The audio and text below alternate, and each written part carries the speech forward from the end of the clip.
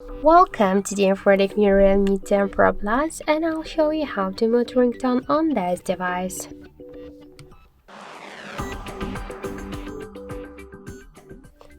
So first let's open the settings application and then scroll and tap to the sound and vibration. Here we can see the ringtone volume panel. Just to mute ringtone, we should hold and slide to the left side this dot on the ringtone volume panel. Also have one more way how we can do that, just by using the volume buttons, but first be sure that here in more and in volume button function you have selected ringtone volume. So just if you have here switch it the media, switch it to the ringtone one, and now just by press to the down volume button we can also mute the ringtone of our phone. And also we can make it by this third way, just press up or down volume button and then just hold and slide to the down this volume panel.